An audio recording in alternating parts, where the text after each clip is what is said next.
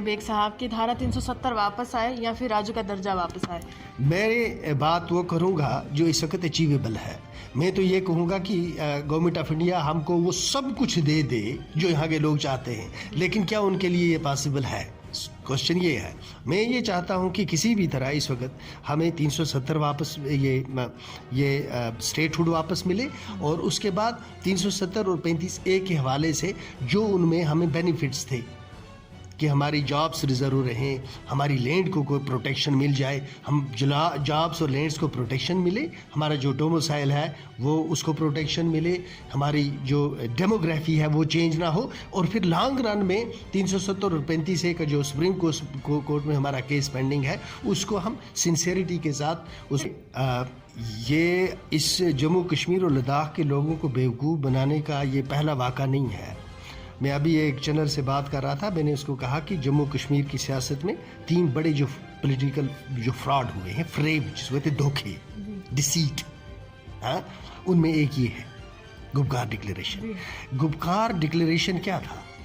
ये इकट्ठे इसलिए हुए थे कि ये सोचते थे मेन स्ट्रीम वाले उस वक्त कि हम लोगों के पास क्या जाएंगे। आप अंदाज़ा लगा सकती हैं कि जब आपने कश्मीर में चेस्ट को ऐसे थंब करके कहा हो कि 370 की तरफ जो हाथ उठेगा उसको हम काट के रख देंगे, वो हाथ नहीं जिसमें जलकर राख होगा, है ये ना? भी कहा था। जब आप ये कहेंगे कि खून की नदियां बह जाएंगी, ठीक है, जब आप ये कहेंगे फारूक साहब कि मुझे पार्लियामेंट में भेजो, मैं पूरी पार्लियामेंट को हिला के रखूंगा, किसकी जुर्रत है जो 35 से 370 की तरफ देखेगा, ये पिछले पार्लियामेंट इलेक्शन में कहा। अब वो सारा कुछ चला गया। उसके जाने के बाद ये जब लोगों के पास जाते तो ये क्या कहते लोगों को? लोग तो अगर उस वक्त ये न बनाते, ये फ्रेब न बनाते तो लोगों के पास ये जा नहीं सकते। बीजेपी का ही कहीं ना कहीं बीजेपी जो provided them an opportunity to unite. आप भी पार्टी कहते हैं भाजपा का, और कहीं ना कहीं जिस तरह श्रीनगर सीट में चेयरमैन के लिए भाजपा ने आपको साथ दिया, तो ये गुपकार गठबंधन की बात करें, कश्मीरी नेताओं की बात करके अरे सिद्ध हो रहा है कि साथ तो है लेकिन दिख नहीं रहा है।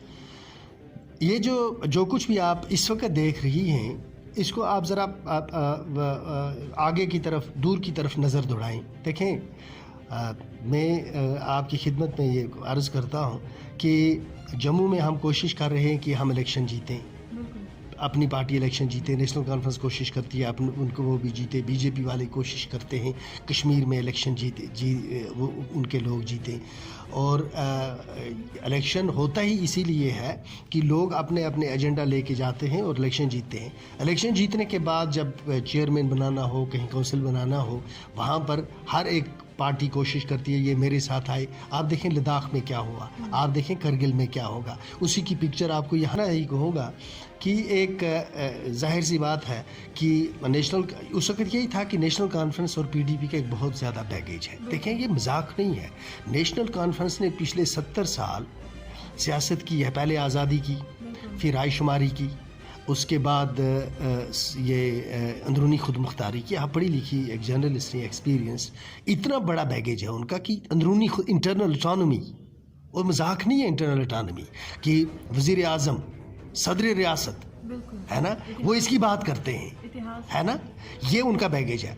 पीडीपी का ये था ड्यूअल करेंसी, उस कश्मीर को, इस कश्मीरी को एक जोड़ना, काउंसिल बनाना, ड्यूअल करेंसी होना, सिल्क रूट खोलना।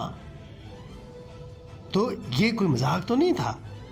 रीजनल काउंसिल्स का होना, सदर रियासत का होना, तो ये सेल्फ रूल था पीडीपी। जम्मू कश्मीर अपनी सियासत के लिए जाना जाता है, और सियासत में भूचाल तब आया जब धारा 370 की समाप्ति के बाद अचानक से एक राजनीतिक दल का निर्माण हो गया। वो एक ऐसा दल था जहां पर हर एक पार्टी का नेता था, कहीं ना कहीं नाराज़गी थी कि हमारी जो राजनीतिक दल था, चाहे पीडीपी की बात करें, नेशनल कॉन्फ्रेंस की बात करें या फिर कांग्रेस की बात करें, वो जम्मू की जनता के साथ इंसाफ नहीं कर पाए, जिसके बाद अपनी पार्टी में शामिल होने का सिलसिला तमाम नेताओं का जारी हो गया। मेरे साथ अभी चीफ स्पोक्स पर्सन हैं जावेद बेग साहब, और इनसे जानने की कोशिश करेंगे कि बहुत समय बीत चुका है तब से और अब से कितना फ़र्क नज़र आता है, क्योंकि वो एक ऐसा समय था जब सब सवाल भी उठा रहे थे और सब ये कह रहे थे कि जब सब नज़रबंद थे तब एक राजनीतिक दल का निर्माण कैसे हो गया। तो बेग साहब से जानने की कोशिश करेंगे कैसा समय था बेग साहब वो, कि धारा 370 की समाप्ति के बाद तमाम नेता नज़रबंद थे, लेकिन आप बाहर निकले और आप कह रहे थे कि जनता से जुड़े मुद्दों को उजागर करना है। देखें, ये जब गवर्नर राज हो गया जम्मू कश्मीर में, उस वक्त ये रियासत थी, और उसके बाद जब पुलवामा हो गया तो कुछ लोगों को ये यकीन हो चला था कि कुछ ना कुछ बड़ा होने वाला है। बदकिस्मती से जो होना था सो हो गया 5 अगस्त को, और उसके बाद मेन स्ट्रीम के बहुत सारे लोग, बहुत सारी सियासी जमातों के बंद थे, कोई 2 महीने, कोई 4 महीने, कोई 6 महीने।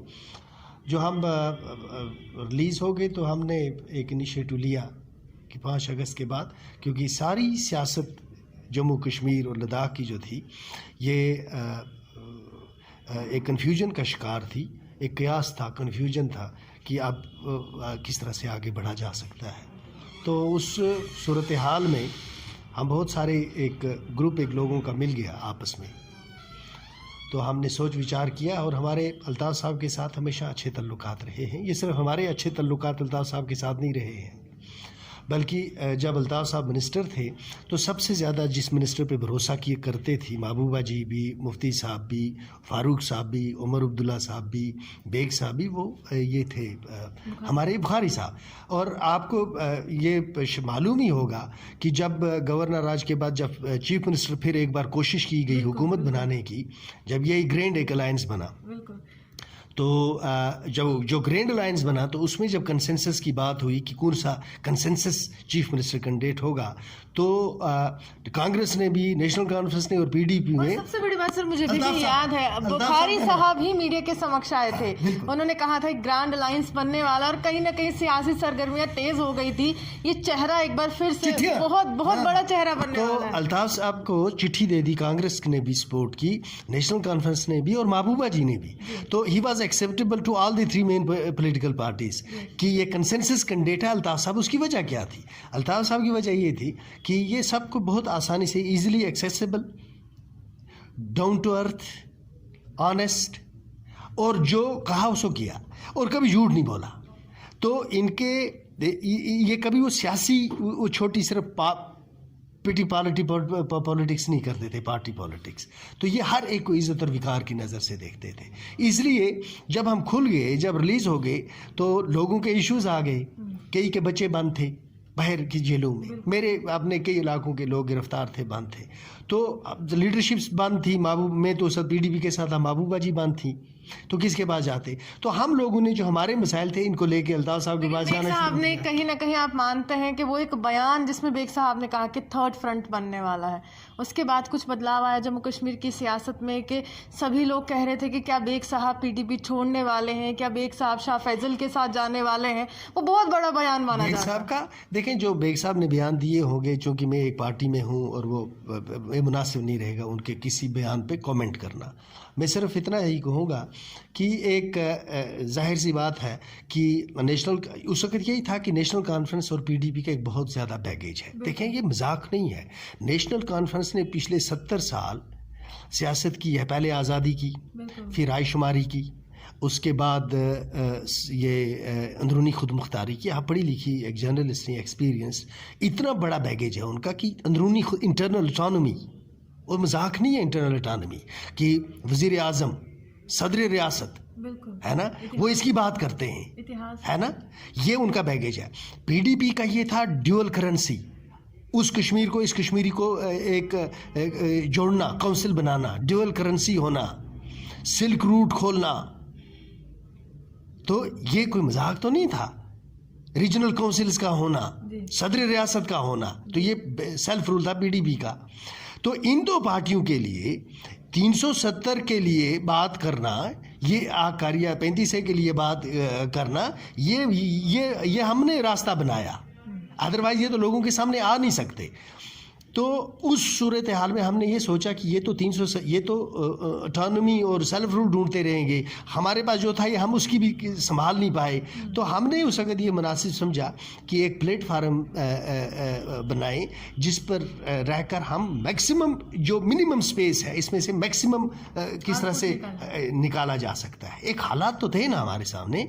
देखें, भारतीय जनता पार्टी ने 70 साल का अपना एजेंडा अचीव किया था। अब सिर्फ उन्होंने 370 ही को नहीं छेड़ा, छेड़ा था, सिर्फ 35A को नहीं छेड़ा था, उन्होंने कॉन्स्टिट्यूशन को स्ट्राइक डाउन कर दिया था, उन्होंने झंडा भी उतार दिया था। इतना ही नहीं किया था बल्कि रियासत को स्प्लिट भी कर दिया था। इसीलिए मैंने जीएसटी पे बोलते हुए कहा था कि BJP PDP alliance is holding the state together, break this alliance and the state will split.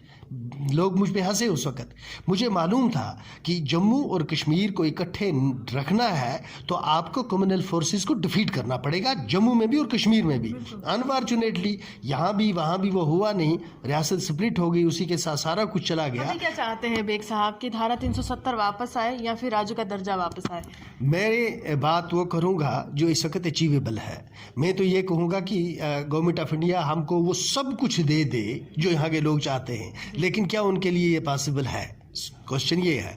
मैं ये चाहता हूँ कि किसी भी तरह इस वक्त हमें 370 वापस ये स्टेटहुड वापस मिले, और उसके बाद 370 और 35A के हवाले से जो उनमें हमें बेनिफिट्स थे कि हमारी जॉब्स रिजर्व रहें, हमारी लैंड को कोई प्रोटेक्शन मिल जाए, हम जॉब्स और लैंड्स को प्रोटेक्शन मिले, हमारा जो डोमिसाइल है वो उसको प्रोटेक्शन मिले, हमारी जो डेमोग्राफी है वो चेंज ना हो, और फिर लॉन्ग रन में 370 और 35A का जो सुप्रीम कोर्ट में हमारा केस पेंडिंग है उसको हम सिंसेरिटी के साथ उस पर। आपने खुद ही जिक्र कर दिया, यही मेरा अगला सवाल था कि जब सुप्रीम कोर्ट के अधीन पूरा मामला है तो नेशनल कॉन्फ्रेंस, पीडीपी या फिर तमाम सियासी जमातें जो है वो धारा 370 को लेकर डीडीसी चुनाव में कैसे उतर गई? तब तो सुप्रीम कोर्ट का जिक्र ही नहीं किया गया। तब तमाम नेता ये कहते रहे कि धारा 370 वापस आएगी क्योंकि गुपकार गठबंधन बन चुका है और गुपकार डिक्लेरेशन को आपको वोट देना है।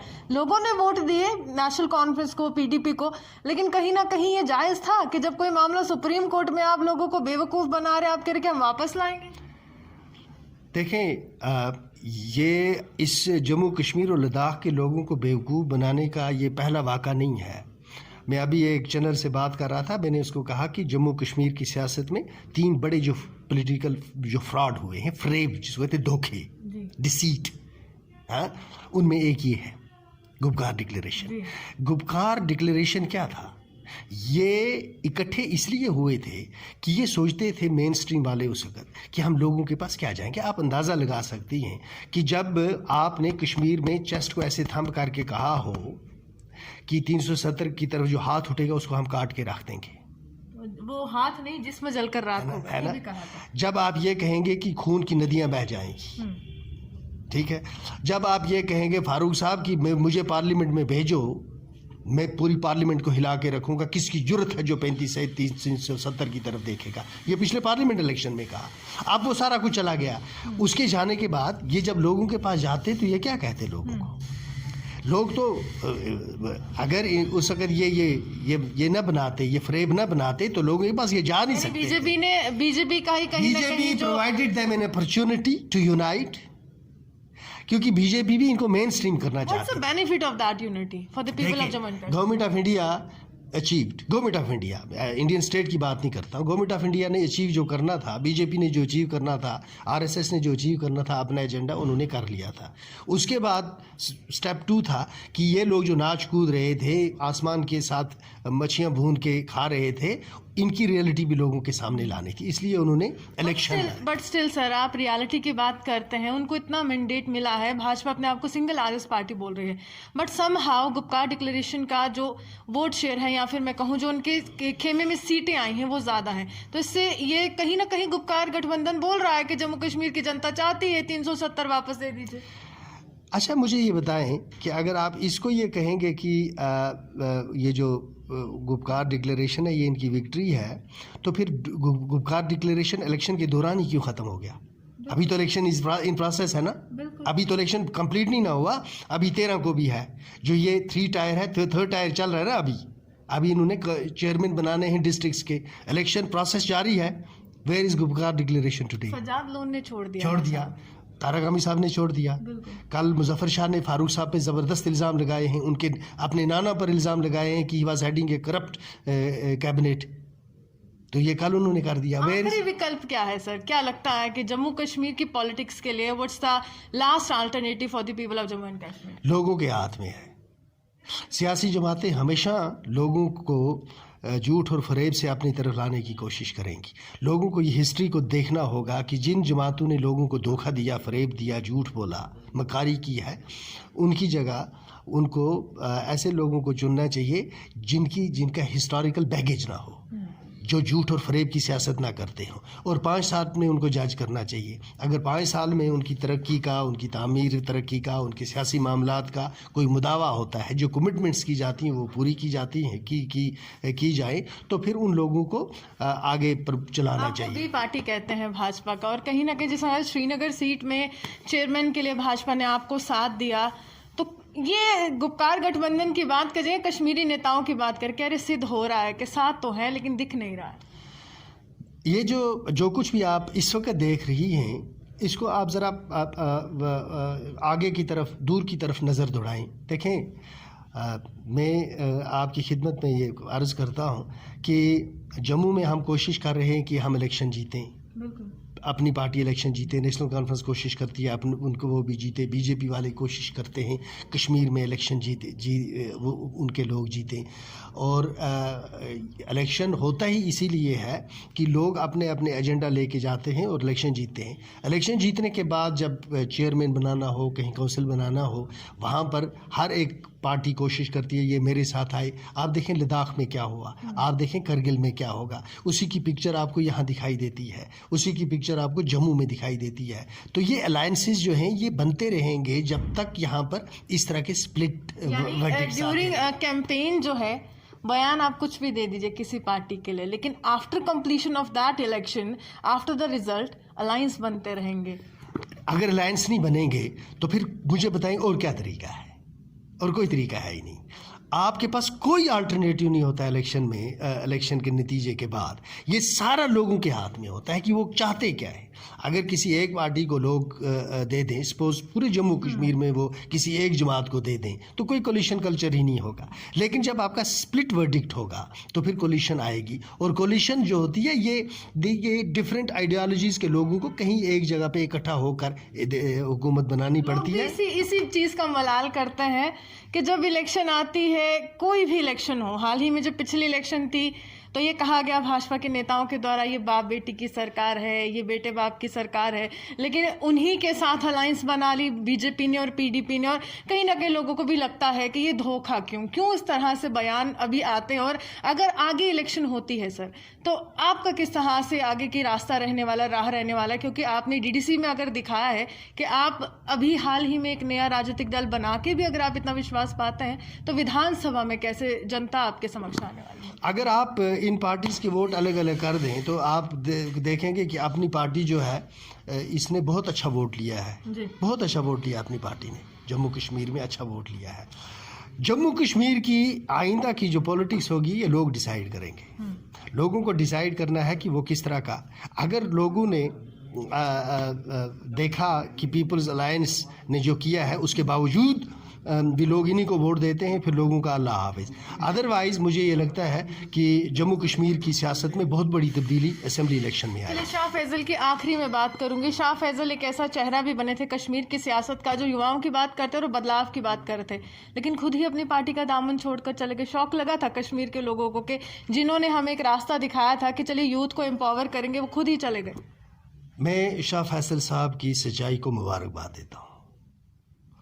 इंतहाई पढ़ा लिखा आदमी, एक सच्चा आदमी, सियासत में आने से पहले जब वो अमेरिका से वापस आए तो जो सियासत में फ़ैसला किया उन्होंने आने का, तो वो एक फ़ैसला जल्दबाजी में कर गए, एक फ़ैसला जल्दबाजी में किया, और उसके बाद फिर 5 अगस्त के बाद जब वो छूट के आए तो वो जो एक टाइम उनको मिला अलग रहने का, उसमें उन्होंने मुताला भी किया होगा, सारे कुछ रिविज़िट किया होगा, उन्होंने रियलाइज़ किया उनके पास 2 ही ऑप्शंस थे। एक ऑप्शन ये था कि पीपल्स अलायंस की तरह लोगों को झूठ बोलें और फरेब करें, और उसमें कामयाब भी हो जाते शाह फैसल।